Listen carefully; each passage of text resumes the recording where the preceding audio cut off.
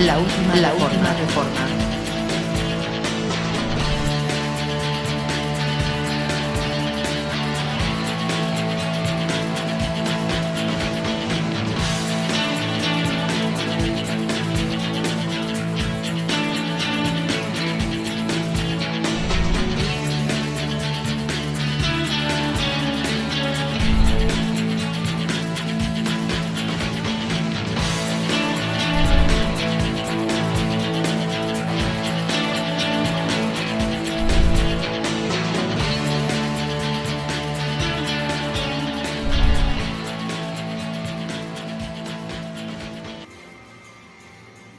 Hoy miércoles 28 de junio, en tu programa La Última Reforma, abordaremos el tema, vasos de honra y deshonra. Escucha el Evangelio de la Gracia y renueva tu mente.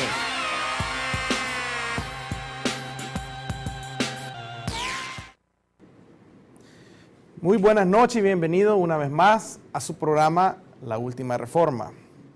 Siempre nos complace darle la bienvenida y siempre dándole la gracia por su fiel sintonía a nuestro programa y al suyo.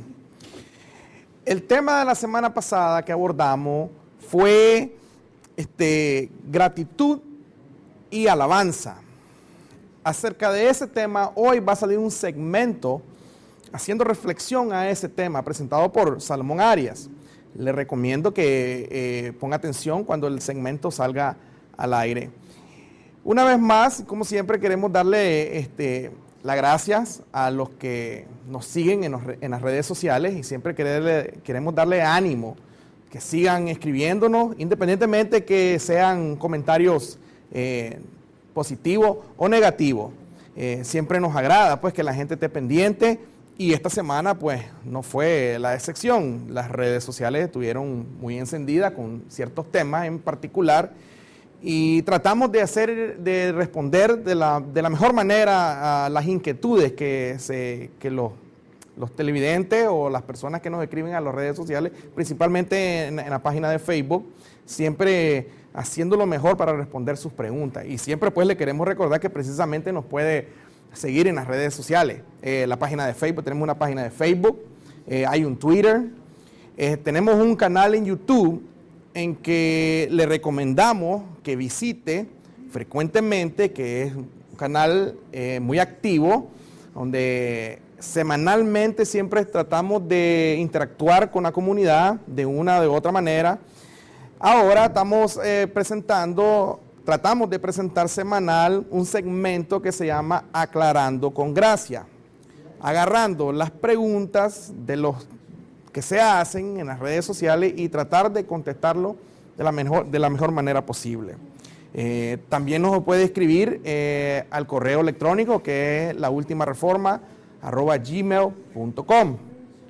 El tema de esta semana, de hoy, es vasos de honra y vasos de deshonra. Es muy interesante ese tema. Les recomiendo leer el capítulo 9 de Romanos, donde Pablo hace hincapié acerca de los vasos de honra y deshonra. En todo el capítulo 9 usted va a encontrar algo muy interesante, que Pablo llega a una conclusión y menciona los vasos de honra y deshonra. Bueno, ya le vamos a dar el espacio a Rodolfo Caldera Mejía y a don Saúl Emilio Chávez para ver qué interesante estudio nos tienen acerca de este tema en particular.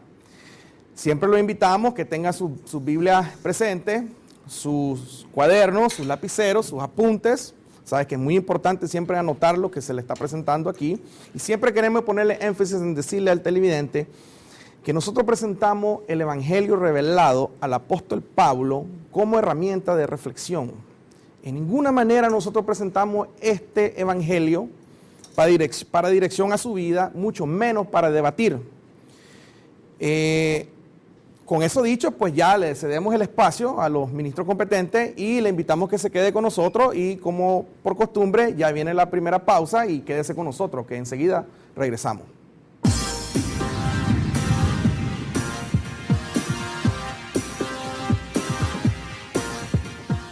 La Última Reforma es un espacio para la reflexión sobre lo revelado al apóstol Pablo. Somos un equipo serio comprometido con el Evangelio de la Gracia y la edificación del cuerpo de Cristo. Nuestro compromiso es con la palabra revelada a Pablo, el perito arquitecto. No es un espacio para debates, tampoco un encuentro de oración o consejería espiritual. Los temas compartidos están dirigidos a un creyente maduro, por tanto pueden herir los sentimientos de una mente religiosa. Búscanos en las redes sociales y forma parte de nuestra comunidad. Renueva tu mente, La Última Reforma.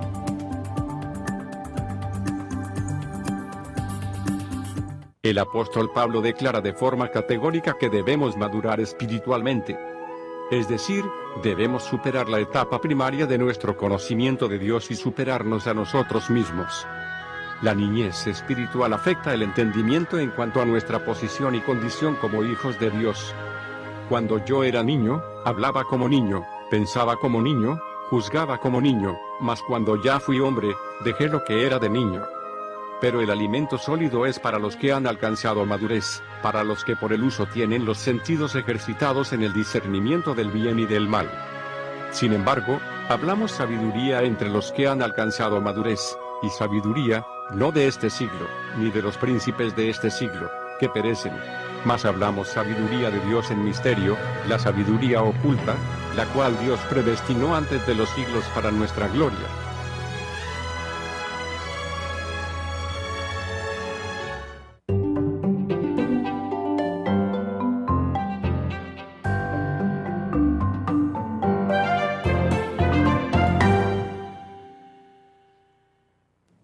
El Evangelio de la Gracia por sí solo es antagónico al pensamiento humano y mucho más al pensamiento religioso.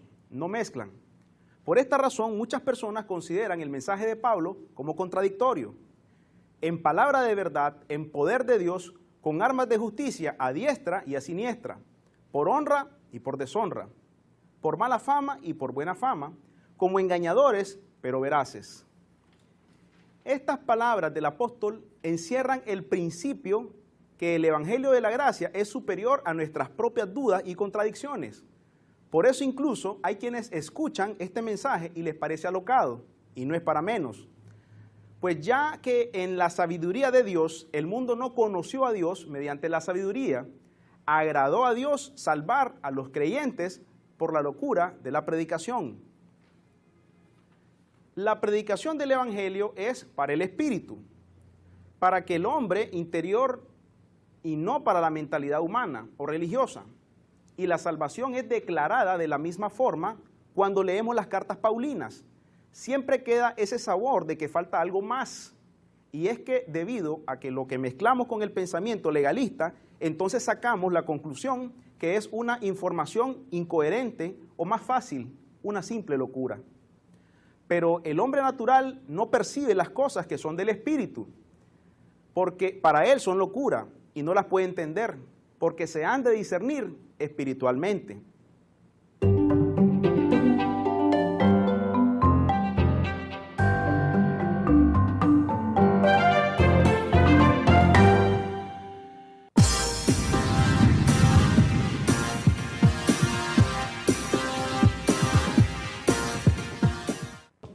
Muy buenas noches, estimada audiencia. Es un placer estar nuevamente con ustedes. En esta ocasión vamos a siempre darle continuidad al enfoque que hacemos todos los miércoles, el Evangelio que le fue revelado al apóstol Pablo. Generalmente nosotros estamos acostumbrados a esbozar cada uno de los temas que nosotros planteamos aquí todos los miércoles, de manera que todos lleven una consonancia y nos permitan poder ir estableciendo, ¿no?, con cierta claridad ese mensaje preciso de Pablo. Estuvimos hablando, por ejemplo, de alabanza y adoración la semana pasada, y aunque pareciera que no llevaran esa relación, sí en efecto ustedes se darán cuenta que lo llevan, de manera que es importante para nosotros, para aquellos que quieran entender, no necesariamente para que se vuelvan prosélitos de este conocimiento, sino que para aquellos que quieran entender con realidad objetiva cuál es el planteamiento que nosotros hacemos relacionando el Evangelio de Pablo, lo razonable sería que estén pendientes de la programación todos los miércoles. Para aquellos que tienen dificultades en sintonizarnos en vivo, pueden hacerlo a través de nuestro canal en YouTube, donde tenemos posteados todos los videos y todos los programas que nosotros hacemos aquí en el Canal 23. Algunos nos están viendo en vivo a través de las señales del Canal 23, otros lo están haciendo a través de la página web del canal, y esperamos que ya sin mayor retraso podamos hacer la transmisión en vivo a través de Facebook. De tal manera pues que un saludo a todos ustedes. Nos sentimos honrados de que se tomen el tiempo para estar con nosotros.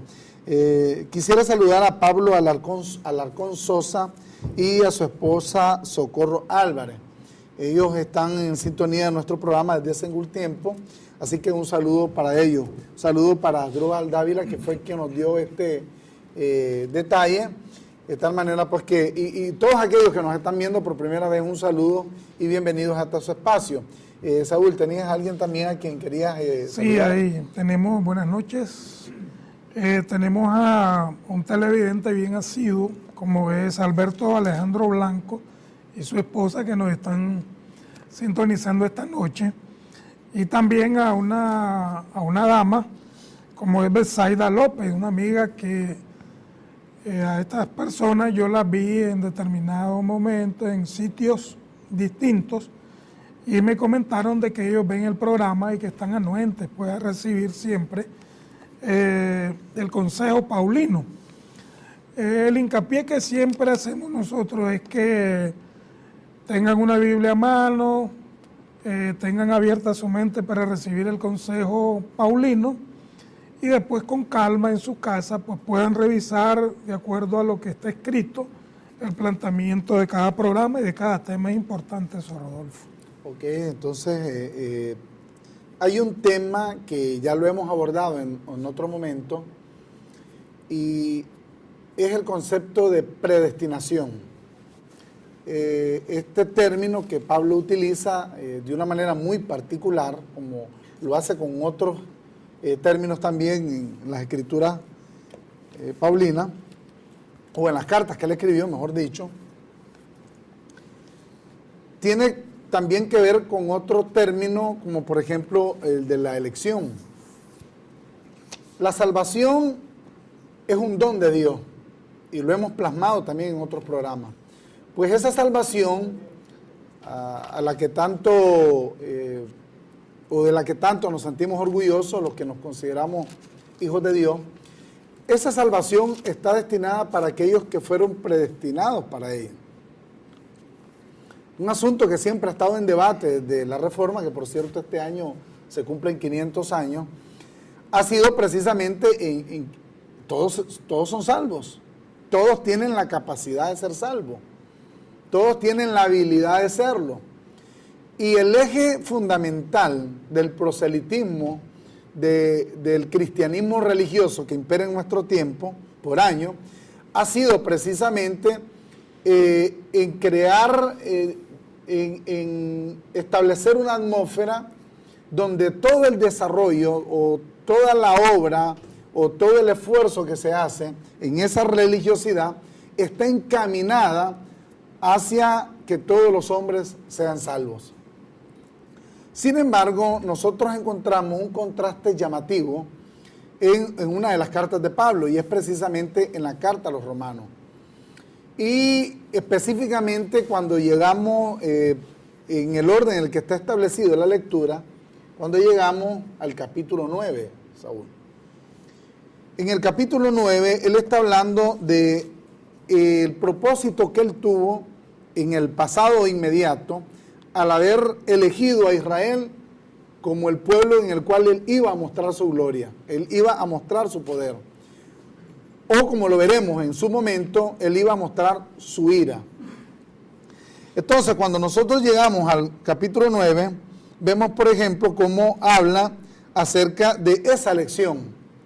Pero lo hace de una forma particular, Saúl. Y lo hace hablando de los hijos de Isaac. Y yo quisiera que nos fuéramos al versículo número 10.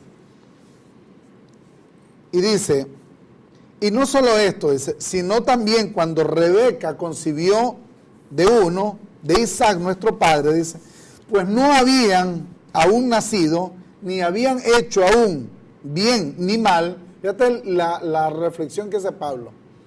Y vos lo vas a encontrar en el caso de la Reina Valera, vas a encontrar esa expresión de Pablo entre paréntesis. O sea, él está haciendo un hincapié. Dice que Rebeca tuvo 2 hijos, Jacob y Esaú. Pues dice el apóstol aquí que ellos no habían aún nacido, dice, no habían hecho ni bien ni mal. O sea, quiere decir que la acción encaminada a poder desarrollar el bien y el mal está en el hecho de participar de carnes aún. O sea, no hay otra manera en que el bien y el mal puedan manifestarse de una forma indirecta o directa, por así decirlo. Yo digo esto, Saúl, porque mucha gente piensa que hubo un ángel que se rebeló, hubo un espíritu que se rebeló contra Dios en un momento determinado y que obró de mala manera.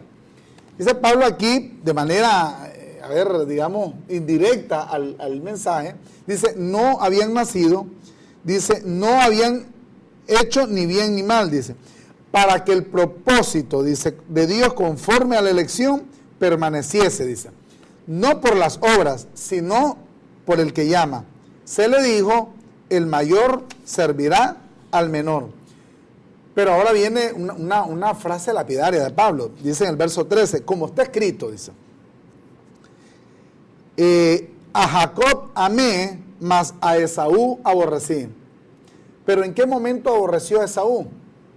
Pablo lo aclara en el verso anterior. Dice que no habían ni aún nacido, ni habían hecho ni bien ni mal. Quiere decir que Dios había determinado amar a Jacob y había determinado aborrecer a Esaú. Y fíjate que cuando nosotros hacemos este tipo de comentarios, nacidos, extraídos del mensaje de Pablo, la gente viene y empieza a cuestionar, no es posible. Incluso dicen, Dios no tiene acepción de personas, como Pablo efectivamente lo dice, aunque en ese contexto lo dice de otra forma. Pero el punto es que la gente dice, eso es injusto, no es posible. Dios no puede amar a alguien y aborrecer a alguien porque Él quiso. No, Él estableció de que Él nos iba a amar a todos por igual. Y obviamente utilizan aquella frase célebre de Juan 3:16, porque de tal manera amó Dios al mundo. Sin embargo, Pablo está haciendo aquí un contraste significativo. Pero Pablo pensó precisamente en el racionalismo religioso en el que muchos estarán pensando en este momento al decir, esa es una decisión injusta de parte de Dios. Porque dice Pablo, ¿qué pues diremos? Dice, que hay injusticia en Dios, dice, de ninguna manera. Pues a Moisés dice, tendré misericordia del que yo tenga misericordia y me compadeceré del que yo me compadezca. Y oye lo que dice tu apóstol. Así que no depende del que quiere ni del que corre, sino de Dios que tiene misericordia. Entonces yo me imagino, Saúl, en una campaña evangelística, una obra evangelística, una obra evangelizadora desde el punto de vista del cristianismo tradicional de hoy, cristianismo religioso. Entonces se llama al arrepentimiento. Obviamente con esos mensajes que se dicen desde los púlpitos, desde las tarimas, que uno es pecador y todas esas cosas, y cuentan historias particulares de otras personas que han vivido. Hay mucha gente que viene compungida, llorando, levantan la mano y dicen, yo quiero aceptar al Señor. Entonces, ese yo quiero aceptar al Señor, Pablo lo pone en entredicho, porque dice claramente, así que no depende del que quiere, ni del que corre. O sea, esto como poniendo cortapisa. Dice, aun cuando lo procuren con diligencia, no lo van a conquistar, porque depende de quién, depende de Dios. Y todavía profundiza en esto el apóstol Pablo, porque dice, porque la Escritura dice a Faraón, para esto mismo te he levantado, dice, para mostrar en ti mi poder, para que mi nombre sea anunciado por toda la tierra. De manera, dice, que de quien quiere tiene misericordia, y al que quiere endurecer, endurece. Pero me dirás, pregunta Pablo, ¿por qué pues inculpa? Porque ¿quién ha resistido a su voluntad? Mas antes, oh hombres, ¿quién eres tú para que alterques con Dios? Dirá el vaso de barro al que lo formó, ¿por qué me has hecho así? Y aquí es donde viene la analogía del apóstol Pablo de establecer la humanidad, de establecer al hombre como un vaso forjado por un alfarero. Pero Pablo habla de que hay dos tipos de vasos. Porque, fíjate, Saúl, el sentido de elección nace precisamente del hecho de que vos tenés dos opciones. O sea, no puede haber un sentido de elección si solo tenés a uno. No puede haber sentido de elección si todos levantan la mano y quieren hacerlo. O sea, tiene que haber un proceso de elección cuando hay dos opciones. Y eso es precisamente lo que queremos compartir con la audiencia esta noche. Este tema para muchos religiosos es controversial, Rodolfo, porque la posición normal de la religión es de que la persona puede ejercer el libre albedrío. Comenzaste hablando de elección, de predestinación. Ahora, Pablo es bien enfático y define que es el alfarero, en este caso es Dios, quien hizo dos tipos de vasos, uno para honra y otro para deshonra. El vaso de deshonra, el término en el griego es timé, cuyo significado es valioso, digno. Son dos significados importantísimos, valioso y digno.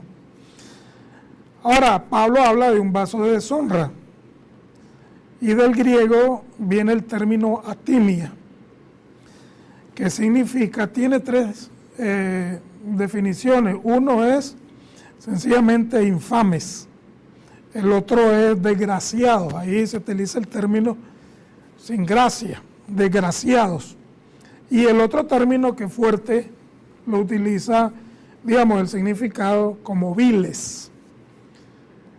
Entonces, si hacemos una comparación entre estos dos tipos de vasos que Dios formó, Pablo lo aclara, hay uno que es para honra, que son dignos, y hay otros que Pablo define como viles. Ahora, ¿para qué hizo estos vasos, digamos, de deshonra a Dios? Y vos mencionaste al pueblo de Israel. Sencillamente Pablo lo define en el verso, eso está creo, bueno, lo dejo de último porque quisiera ir al definir digamos, la formación que Dios hizo de estos vasos desde el Antiguo Testamento. Por ejemplo, usted puede ver a Jeremías 18, del capítulo 18, el verso 2 y el verso 4, y lo voy a leer textualmente estos dos versos. Dice: levántate y vete. Esta es prácticamente la orden que Dios le da a Jeremías, ¿verdad? Levántate y vete a casa del alfarero, y ahí te haré oír mis palabras. Y descendí a casa del alfarero, y he aquí que él trabajaba sobre la rueda, y la vasija de barro que él hacía se echó a perder en su mano, y volvió y la hizo otra vasija, según le pareció mejor hacerla. Ahora el verso 6, viene el profeta y hace una pregunta: ¿no podré yo hacer de vosotros como este alfarero, oh casa de Israel? O sea, la mención es clara y define aquí quiénes eran estos vasos de deshonra. Pablo retoma esos vasos, digamos, de deshonra, y los define ya como vasos de ira. Y dice Pablo que son vasos de ira preparados para destrucción. Tenían un fin esos vasos.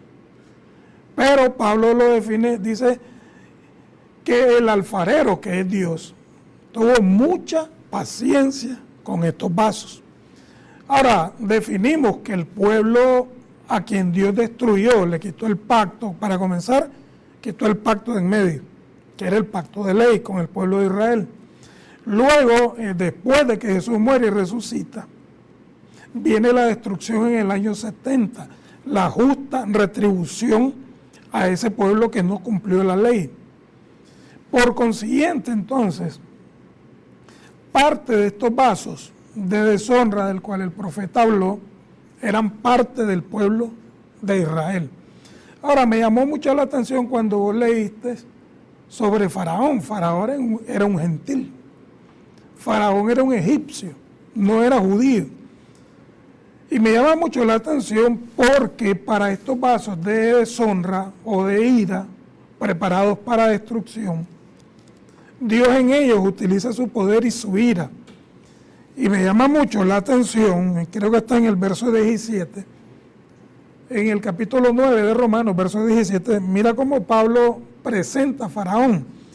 Porque la Escritura dice: Faraón, para esto mismo te he levantado, para mostrar en ti mi poder y para que mi nombre sea anunciado por toda la tierra.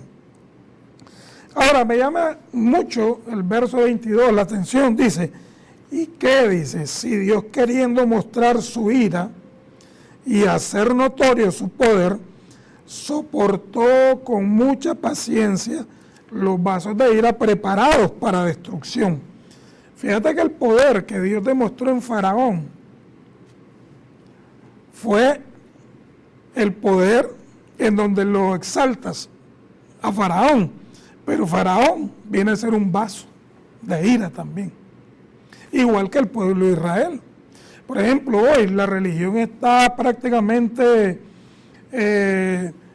anonadada, un término importante, con el pueblo de Israel. Por ejemplo, yo he visto letreros que dicen: yo bendigo a la familia tal, bendigo al pueblo de Israel. O yo declaro bendición para el pueblo de Israel. Y hay una afinidad en búsqueda de lograr algo con declarar que Israel es una nación santa a estas alturas, cuando esos fueron los vasos preparados para ira. Ahora, fíjate bien el contexto que Pablo trae, de la misma masa. De la misma masa. No es que el barro tenía mala calidad, no, es de la misma masa, el barro era el mismo, tanto del pueblo gentil como del pueblo judío. Ahora, el pueblo de Israel, Dios hizo un trato con él, un pacto, pero ¿qué pasó? Dios de antemano sabía prácticamente que ese pueblo no servía, que ese pueblo iba preparado para destrucción. O sea, a pesar de que Dios los amó en gran manera, ese pueblo le dio la espalda prácticamente a la ley y a seguirlo a él como su Dios. Ahora, ¿cuándo es que esa retribución viene? Y repito, eso fue en el año 70. Las profecías, por ejemplo, la profecía de Jeremías, la profecía de Daniel, todo eso enfocaba a la destrucción en un momento determinado de la historia, en donde Dios soportó, dice Pablo, con mucha paciencia los vasos de ira preparados para destrucción. Y eso las congregaciones actuales, las denominadas cristianas, no lo han entendido, Rodolfo. Ahora, es interesante cuando uno busca esas aristas determinadas de Pablo, uno se da cuenta de una serie de esquemas que han sido mal planteados, que la religión los ha mal planteado. Porque obviamente en la masividad de lo que le llaman el trabajo evangelístico, hay ganancias deshonestas. Seguro. O sea, entre más personas asisten a una congregación, desde el punto de vista de la ofrenda, del diezmo y todas esas cosas, es remunerativo. Por eso hoy, si te has fijado, ahora la norma de las congregaciones, tanto protestantes, y casi siempre lo fue, por ejemplo en el caso de las iglesias católicas, pero lo está haciendo también en las otras vertientes, como los testigos de Jehová o los adventistas, es en reducir geográficamente la cantidad de personas que asisten a un lugar determinado. Entonces ahora vas a encontrar megas estructuras con 1,000, 1,500 miembros, 2,000 miembros. Eso desde el punto de vista económico genera una ganancia extraordinaria, de tal manera que va a ser difícil que encontres a un líder de esto montados en un carretón de caballo. Va a ser difícil. O sea, los vas a encontrar en Prado, los vas a encontrar montados en... Y está bien, o sea, a mí me gustaría andar en una Prada montada, Saúl. O sea, yo no reniego eso.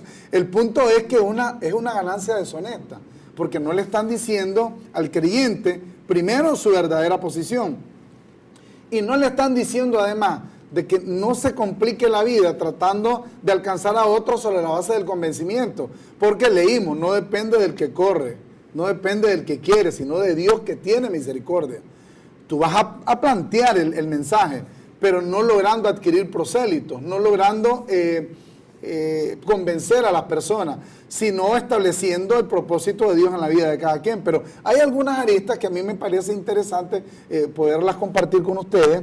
En primer lugar, tú te acuerdas de ese hecho, ¿verdad? Se enfrenta, fue una especie de ring espiritual, por así decirlo, o de ring viendo la potencia de Dios, cuando Moisés se enfrenta a Faraón. ¿Te acuerdas de ese momento histórico, verdad? Que aparece en Éxodo. Pues entonces todo el mundo maneja que Dios iba a mostrar su gloria en Moisés. Pablo dice que Dios mostró su gloria en Faraón. Porque aquí lo está diciendo con claridad. Dice el verso 17, porque la Escritura dice a Faraón, para esto mismo te he levantado, dice, para mostrar en ti mi poder, para que mi nombre sea anunciado por toda la tierra. Fíjate bien, no en Moisés. Dios muestra su poder en Faraón. ¿Pero cómo así? Preguntarán las personas. Pues sencillo. Moisés y Faraón eran dos instrumentos de Dios en ese momento. Pero es más llamativo todavía, digamos, la arista más, que va a causar mucho más escándalo para aquellos que nos están acompañando ahorita y que son extremadamente religiosos, es lo que dice en el verso 18, dice, de manera de que quien quiere tiene misericordia. Y al que quiere endurecer, endurece. Detengámonos ahí. Dios mandaba a Moisés, andaba, hablar con Faraón. Decirle de que yo voy a mostrar mi poder en vos. Y ahí va Moisés, utilizado por Dios. No Moisés el consagrado, no Moisés el afinado espiritualmente. Moisés el que creía que él era el tuani, que él era el poderoso. Bueno, o sea, Dios me escogió, voy a ir. Pero la gloria de Dios la estaba mostrando en Faraón. Y cuando Faraón le mostraba indiferencia a Moisés, era por causa de que era Dios quien endurecía a Faraón. No, pero Moisés llegó ahí queriéndolo convencer. No, este brother, no, y capaz hasta pensó Moisés, lo voy a hacer judío también. Lo voy a hacer del pueblo de Israel. Lo voy a hacer de nuestra familia. Porque al final y al cabo eran descendientes de una misma familia. Eran los descendientes de Jacob. El punto es que Dios quería mostrar su poder en Faraón o a través de Faraón, y el medio que usó para eso fue endurecerlo. ¿Ya habías notado esto? Pero el punto es que más adelante dice, en el verso 21, o no tiene potestad el alfarero sobre el barro para hacer de la misma masa un vaso de honra y otro para deshonra. Todo el mundo hubiese querido, ¿no?, que Faraón se convirtiera al Señor, levantara la mano en señal de arrepentimiento y dijera, dejemos ir a Israel porque Israel es un pueblo precioso. No, Dios lo endureció a propósito. Y ahí lo que está plasmado de manera fehaciente es que Dios tiene dos tipos de vasos, vasos de honra y vasos de deshonra. Los vasos de honra son aquellos que han sido llamados para Dios mostrar su complacencia. Porque detengámonos un momentito. Si el poder de Dios lo mostró en Faraón, y a la luz de la religión Faraón era el malo de la película, eso es lo que no hemos entendido. Todo el mundo cree que el bueno de la película es el que se porta bien, y el malo de la película es el que se porta mal. No, aquí no depende de cómo actúe, aquí depende de Dios que tiene misericordia. Entonces, una vez que nosotros hacemos hincapié en esto, fíjate que yo quiero retrocederme un momentito acá, a Romanos capítulo 8, y yo quiero leerte el versículo 9. Fíjate, observa lo que dice Pablo. Ya Pablo preparando para, traer la revelación que luego explica en el capítulo 9.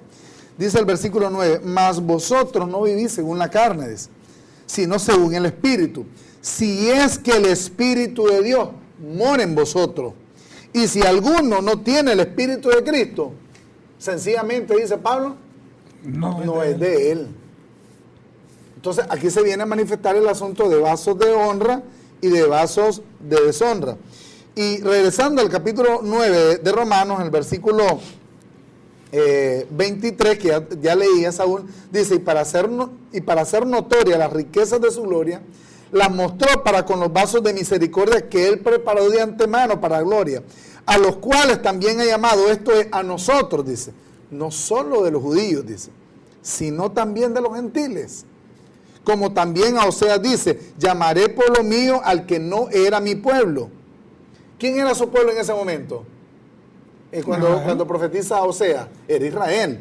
Dice, llamaré pueblo mío al que no era mi pueblo. Y a la no amada, amada. Y en el lugar donde se les dijo, vosotros no sois pueblo mío, oye bien, allí serán llamados hijos del Dios viviente. De tal manera de que Dios determinó una elección, o Dios estableció una elección. Y el que es hijo, es hijo. El que tiene el Espíritu de Dios, es hijo de Él. El que no, pues simplemente no lo ve. Fíjate que cuando Pablo comienza el capítulo 9, naturalmente esa es una carta que los traductores le pusieron los versículos. Pero si leemos esa carta seguida, vemos, por ejemplo, cuando Pablo comienza a hablar de los vasos de ira y hace toda esta referencia, Pablo comienza declarando una verdad que hasta hoy todos estos grupos denominacionales no han entendido con respecto a la posición y condición del pueblo de Israel, Rodolfo. Y Pablo habla en el verso 1 del capítulo 9 de esta manera, dice, verdad digo en Cristo, no miento. Y mi conciencia me da testimonio en el Espíritu Santo que tengo gran tristeza y continuo dolor en mi corazón, porque desearía yo mismo ser anatema separado de Cristo, por amor a mis hermanos. Fíjate que la posición y la condición que Pablo le está dando a ellos es de anatema, de malditos. Pablo preferiría él estar en la condición de Israel y no Israel en esa condición ya. Prefería Pablo pagar el agravio, en otras palabras. Pero él lo declara anatema, dice. Y lo dice claramente, dice, tengo gran tristeza y continuo dolor, porque desearía yo mismo ser anatema separado de Cristo. Y lo hizo por amor a mis hermanos. Y luego dice, los que son mis parientes según la carne, que son israelitas, dice, de los cuales son la adopción, la gloria, el pacto, la promulgación de la ley, el culto y las promesas, de quienes son los patriarcas, y de los cuales según la carne vino Cristo, el cual es Dios sobre todas las cosas, bendito por los siglos, amén. No que la palabra de Dios haya fallado, porque no todos los que descienden de Israel son israelitas, ni por ser descendientes de Abraham son todos hijos. Y me voy a detener aquí. Mira, Jacob y Esaú vinieron ¿de quién? De Isaac. Pero no por ser nietos de Abraham, ellos son hijos. Y fíjate que la gran separación que Dios hace con estos dos hombres, Jacob y Esaú, es que ama a uno y aborrece al otro. Ahora, la religión trata de opacar eso de aborrecí. No, dice que Dios lo amó muy poco. No, Dios no tiene medias tintas o extremos medios, o lo ama totalmente o lo aborrece totalmente. El término que Pablo usa precisamente ahí es vaso de ira. De ira, es correcto. De tal manera que lo había aborrecido. Y lo interesante es lo que vos estás planteando, Saúl. Dios le promete a Abraham que su descendencia iba a ser bendita. Pero fíjate bien, de sus nietos, Dios corta a uno, que en este caso es Esaú. Y fue el mismo destino que obviamente de lo que se desprende de la lectura tuvo el pueblo de Israel. Porque mira, dice Pablo, deseara ser yo anatema por causa de mis hermanos. O sea, si yo estoy con ellos, yo soy anatema. Y mucha gente que dice, oh, yo quiero, y andan la bandera y el emblema. Fíjate bien, más adelante, aquí mismo en el capítulo 9, en el verso, no quiero interrumpir tu idea, Saúl, pero sí quiero añadir esto. Verso 27, 9:27 de Romanos, es aquí donde yo quiero enfatizar lo que Pablo dice. También Isaías clama tocante a Israel, dice: si fuera el número de los hijos de Israel como la arena del mar, tan solo el remanente será salvo. Oye, pero, ¿y no le dijo Dios a Abraham, y tu descendencia será como la arena del mar? Pero lo más llamativo, que tiene que ver con el hecho de ser anatema, que Pablo menciona, es lo que dice luego en el verso 28, dice: porque el Señor ejecutará su sentencia sobre la tierra en justicia y con prontitud. Quiere decir que lo que le deparaba al pueblo de Israel era un juicio. Lo que estaba pendiente en contra del pueblo de Israel fue precisamente el juicio que se llevó a cabo cuando ellos fueron rechazados en el año 70. Mostrando en este caso una separación fehaciente, en el sentido de que Dios los había leído momentáneamente, pero que tarde o temprano ellos iban a ser desechados totalmente.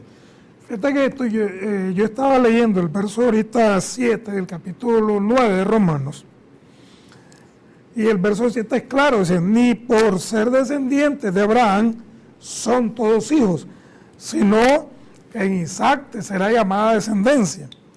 Esto es, con claridad meridiana, Pablo lo define: no los que son hijos según la carne son los hijos de Dios, sino que son hijos según la promesa, son contados como descendientes.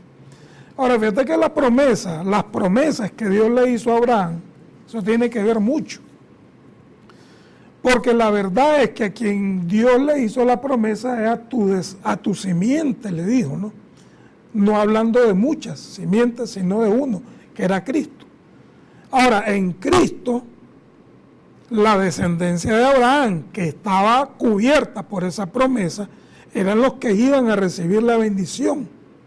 La bendición de ser sellados ¿con qué? Con el Espíritu, para poder ser hijos. Fíjate que en una ocasión, y esto es una anécdota que me ocurrió, yo visité a un sobrino mío en Miami. Entonces él me preguntó: tío, ¿cuál es tu visita? ¿Por qué? Yo fui en esa ocasión estaba ligado a un ministerio, entonces había una conferencia que me interesaba no asistir.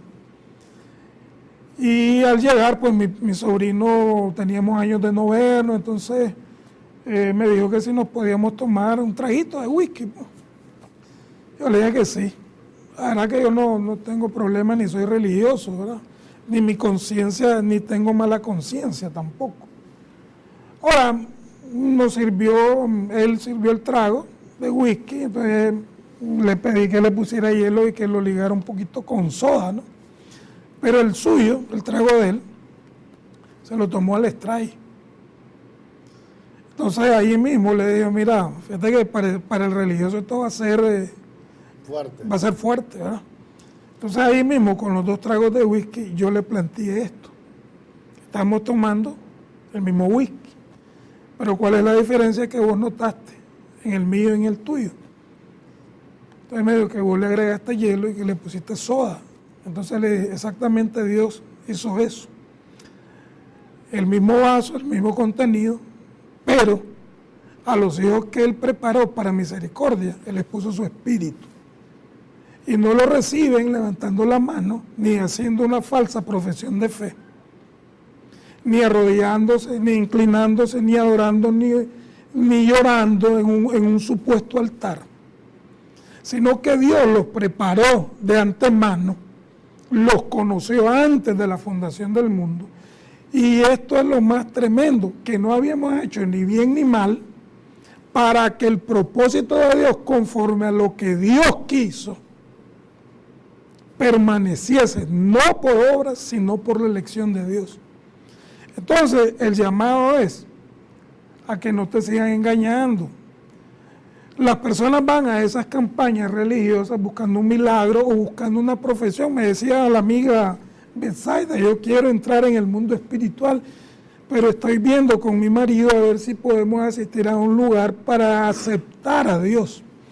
Le digo: pero si Dios te escogió y te predestinó y te dio su sello, que es el Espíritu, para que vas a ir a buscar que un hombre venga y te haga un show y te haga creer que de tu voluntad y de tu libre albedrío viniste y levantaste tu mano y lo aceptaste, y después viene el show. Señor, inscríbelo en el libro de la vida, como que si es, Dios está fuera, ajeno de todo lo que Él preparó de antemano. Entonces, con claridad meridiana, fíjate, Rodolfo, a leer, por ejemplo, el verso 8, dice, esto es, dice, no los que son hijos según la carne son los hijos de Dios, sino que los que son hijos según la promesa son contados como descendientes. Y así como Dios preparó, fíjate, al pueblo de Israel para mostrar en ellos su ira y hacer notorio su poder, y lo soportó con mucha paciencia, Rodolfo. 430 años le dio ley. Y después vino el dueño de todo, el propio Señor, manifestado en carne. Llegaron, lo crucificaron, lo apalearon, lo vituperaron. Naturalmente, el Padre debía darle retribución al pueblo de Israel por todo ese comportamiento. Fíjate que los quiso como a la gallina, los quiso arropar, pero ellos prefirieron no entender el proyecto de Dios con ellos. Ahora, cuando vos leíste, por ejemplo, que al pueblo que no había sido llamado le llamó pueblo mío, y al no amado, amada, entonces está dando a entender que el nuevo pacto es para un pueblo gentil, que nada tiene que ver con ritos de circuncisión, ni dogmas ni doctrinas judaicas. Y ese es el punto, Rodolfo, que aún pienso que los vasos estos de deshonra están dentro hoy de lo que es el edificio, la iglesia. Pero eso es bueno tratarlo un poco más allá. Bueno, de hecho, este tema obviamente no lo vamos a terminar esta noche.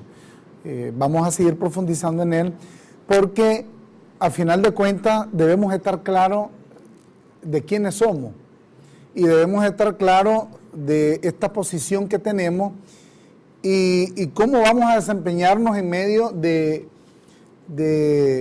una miaja de religiosidad, o sea, que pretende hacer creer cosas que no tienen fundamento a la luz de la revelación paulina.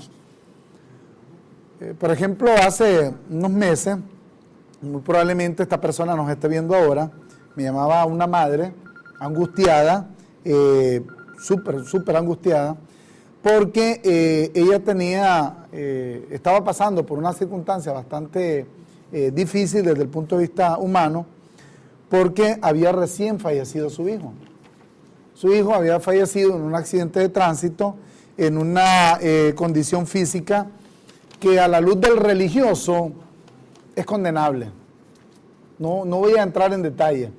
Pero ella, muy angustiada, me decía, todos en la congregación me dicen que mi hijo murió condenado, o que las causas que motivaron la muerte de mi hijo fueron motivadas o fueron llevadas a efecto porque Dios estableció un castigo para él.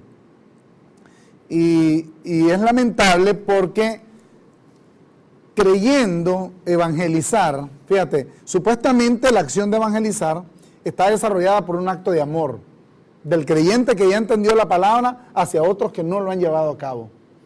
Pero el punto es que a fin de cuentas la misma acción evangelizadora es una acción de recriminación, es una acción de decirle a los demás, nosotros somos superiores a ustedes. Y a fin de cuentas lo que terminan haciendo es trayendo agravio a hijos de Dios que por no entender quiénes son, creen que o están condenados o que en las circunstancias en las que ellos viven no pueden alcanzar a Dios.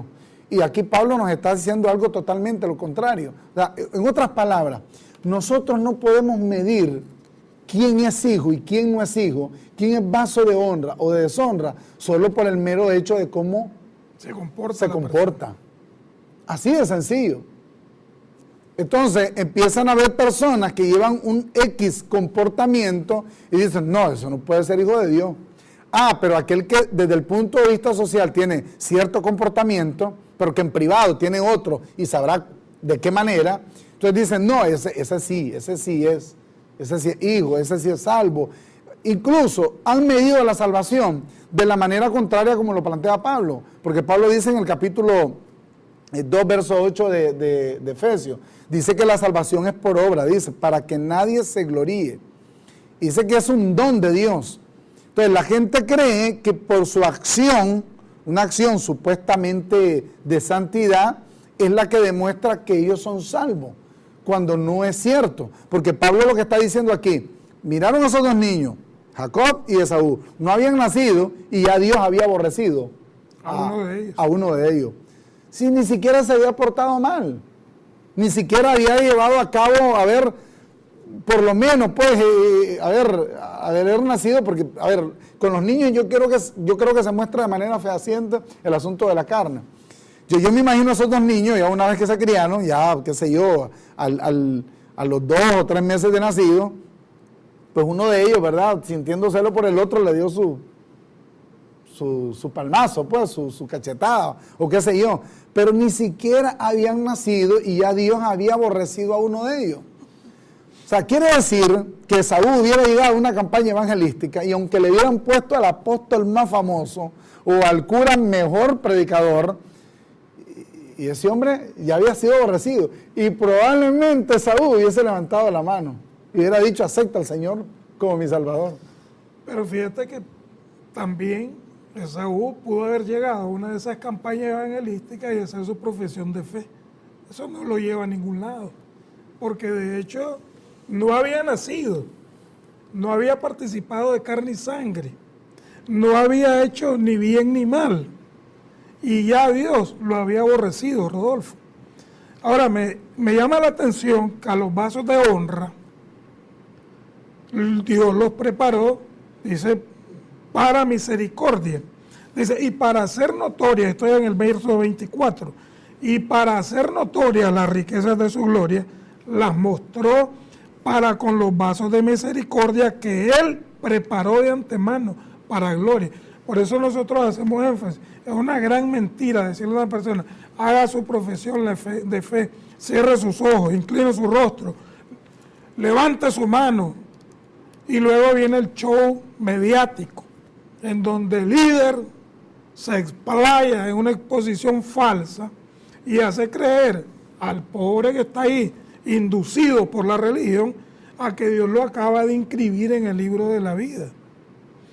Ahora me llama la atención, dice, a los cuales también ha llamado, esto es a nosotros, y aquí viene lo importante, Rodolfo, no solo de los judíos, sino también de los gentiles.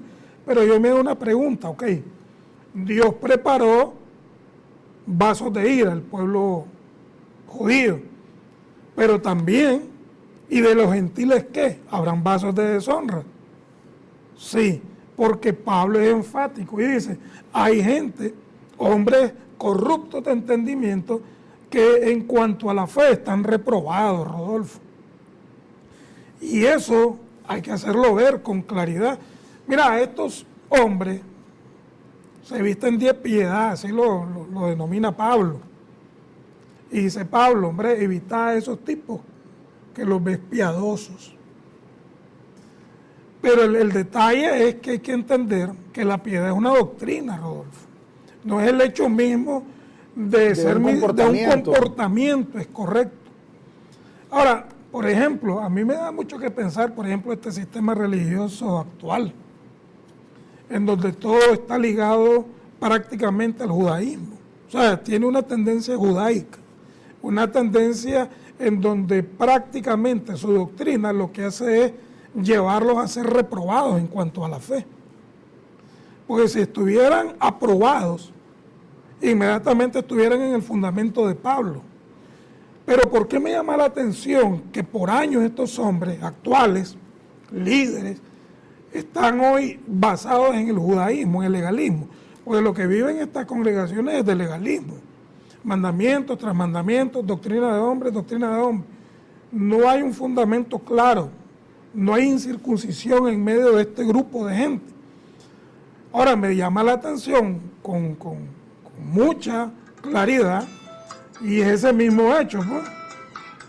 El hecho mismo de que han dejado, y el problema, digamos, actual, es que estas personas se oponen Por ejemplo, las personas que ponen ahí en el WhatsApp esto y lo otro, me llama mucho la atención, porque eso me da a mí que están reprobados en cuanto a la fe, Rodolfo. El tema de la próxima semana va a ser precisamente ese. Vamos a enfatizar en el hecho de los vasos de deshonra. Ernesto Membreño nos escribe y nos dice: en cuanto a que Yahvé escogió desde la fundación del mundo a su pueblo, yo también creo eso. Pablo dice que él escogió de antemano los vasos de misericordia. Y donde mejor lo explica, y esto viene a refrendar lo que dice Ernesto Membreño, aunque Ernesto, el Dios no se llama Yahvé, él se cambió el nombre. Y puedes leerlo en Filipenses capítulo 2. El apóstol Pablo dice que se cambió el nombre. Ya no puedo llamarlo Yahvé. Efesios capítulo 1, versículo 3. Dice: bendito sea el Dios y Padre de nuestro Señor Jesucristo, que nos bendijo con toda bendición espiritual en los lugares celestiales en Cristo, según nos escogió en Él. Dice que nos escogió en Él. O sea, éramos de Él y en ese proceso Él nos escogió. Dice: antes de la fundación del mundo, para que fuésemos santos y sin mancha delante de Él. O sea, que si el logo de la religión ahora a mí me inculpa, pues estamos equivocados, porque Él me escogió para ser santo y sin mancha delante de Él. O sea, Él me puso de esa forma. Dice: en amor, habiéndonos predestinado para ser adoptados hijos suyos por medio de Jesucristo. Y aquí viene la palabra clave, la expresión clave de Pablo: según el puro afecto de su voluntad. Que es lo mismo que dice en Romanos 9. No puede el alfarero hacer como él quiere, de la misma masa, un vaso de honra y un vaso de deshonra.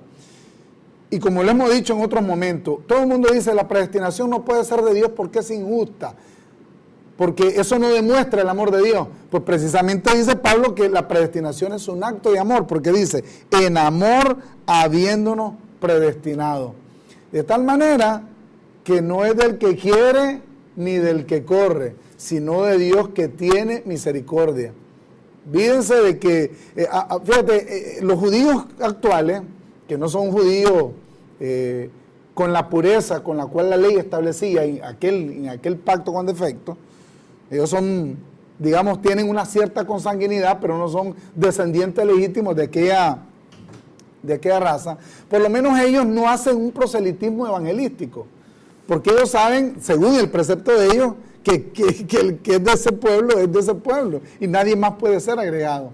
De tal manera que hay que empezar a entender de que Dios tiene un propósito y una elección.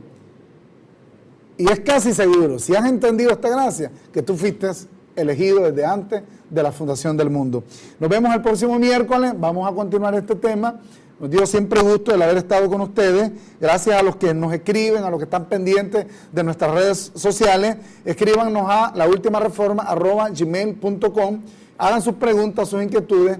Y una vez más, esperamos puedan acompañarnos el próximo miércoles. Así que pasen muy buenas noches y hasta la próxima semana. La última reforma.